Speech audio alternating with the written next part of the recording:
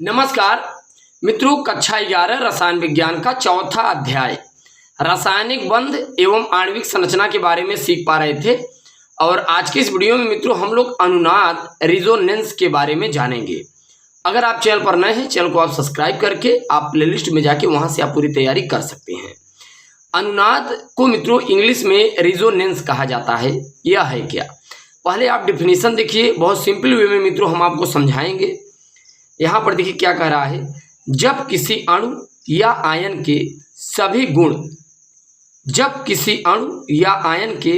सभी गुण किसी एक संरचना द्वारा स्पष्ट नहीं होता, अपितु सभी गुणों को स्पष्ट करने के लिए लगभग समान ऊर्जा वाली दो या दो से अधिक लुईस संरचनाएं बनाई जाती हैं, तो इन संरचनाओं को अनुनादी संरचनाएं कहते हैं। इन्हें कैनोनिकल संरचनाएं भी कहा जाता है तथा इन सभी संरचनाओं के संकरण को अनुनादी संकर कहते हैं। संपूर्ण घटना अनुनाद कहलाती है। मित्रों जरा आप समझिए, यहाँ से आप समझिए, यहाँ से आपको समझ में आएगा। इसमें मित्रों कहा क्या गया, कैनोनिकल कहा गया, यानी कैनोनिकल वैज्ञानिक रहे होंगे, काफ़ी इनके बारे में बताएगा। अनुनाद का मतलब क्या होता है मित्रों? अनुनाद का मतलब यह होता है जब किसी अणु या आयन के सभी गुणों को स्पष्ट करने के लिए किसी एक संरचना के द्वारा स्पष्ट नहीं हो पाता। मित्रों देखिए, अगर हम बेंजीन का स्ट्रक्चर बनाए तो वो ऐसा होगा ए, राइट। दूसरा स्ट्रक्चर बनाए तो ये ऐसा होगा बी। बात समझ में आ रही है? तो मित्रों यह कहा गया कि अगर आपको बेंजीन का पूरा गुण अगर स्पष्ट करना हो तो आप किसी एक संरचना के द्वारा स्पष्ट नहीं कर सकते। फिर क्या करेंगे?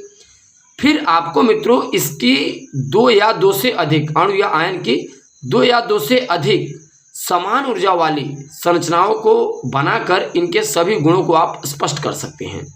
आप ये बताइए, आप यहाँ पर देखिए मित्रों, ए नंबर में बेंजीन का जो स्ट्रक्चर है, बॉन्ड देखिए, एक यहाँ है, एक यहाँ है, एक यहाँ है। दूसरा मित्रों आप देखिए, ये बॉन्ड यहाँ पर चला आया और ये बॉन्ड टूटकर यहाँ चला आया, ये बॉन्ड टूटकर यहाँ चला आया, राइट। तो ये मित्रों बेंजीन की पहली संरचना है, ये दूसरी संरचना है। दोनों को मिला देंगे तो इस प्रकार सी टाइप का बन जाएगा। देखिए इन दोनों को अनुनादी संरचनाएं और इस संरचना को अनुनादी संकर कहा जाता है। इसीलिए तो मित्रों हमने कहा कि किसी अणु या आयन के गुण को किसी एक संरचना के द्वारा स्पष्ट नहीं किया जा सकता। जैसे बेंजीन के आप केवल ऐसे ही एक संरचना बना दीजिए और सोचिए कि हम इसके सारे गुणों को स्पष्ट करते हैं, तो आप नहीं कर सकते, क्योंकि बेंजीन के सभी गुणों को मित्रों आप स्पष्ट करने के लिए इसकी दो या दो से अधिक संरचनाएं बनाना पड़ेगा, वो भी समान ऊर्जा वाली होंगी, राइट। तभी आप इनके गुणों को स्पष्ट कर सकते हैं। जैसे इसका 50% बेंजीन का गुण ए में होगा, 50% बेंजीन का गुण बी में होगा, राइट। तो ये है मित्रों अनुनादी संरचना और ये जो है अनुनादी संकरण। अणु की वास्तविक ऊर्जा निम्नतम ऊर्जा वाले अनुनादी संरचना की ऊर्जा है। आगे देखिए, यहाँ देखिए, ये मित्रों आप देखिए ओजोन की आप देखिए दो संरचना है।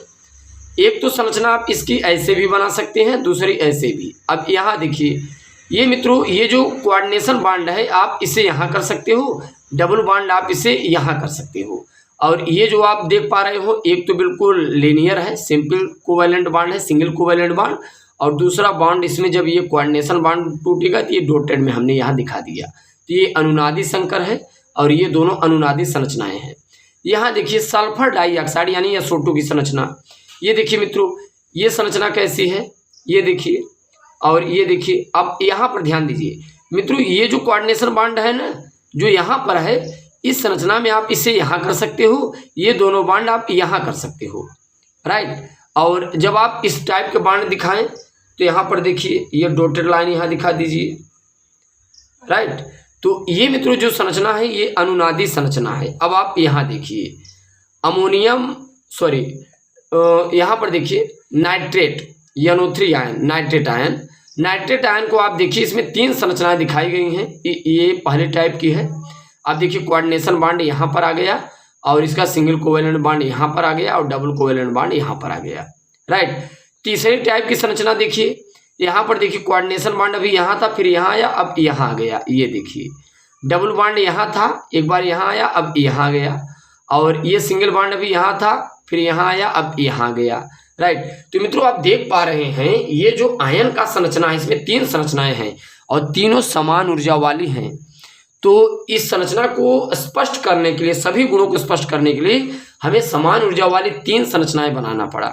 और ये जो मित्रों आप देख पा रहे हैं ये अनुनादी क्या है? अनुनादी मित्रों ये अनुनादी संकरण संरचना है। अब इसके लिए आवश्यक शर्तें हैं, तो ये स्क्रीनशॉट लेके आप अध्ययन कर लीजिएगा। बहुत सिंपल है, कुछ है नहीं, जो हमने बताया वही यहाँ पर है। चलिए मित्रों, नेक्स्ट वीडियो लेक्चर के साथ हम लोग मुलाकात करते हैं। जय हिंद, जय भारत।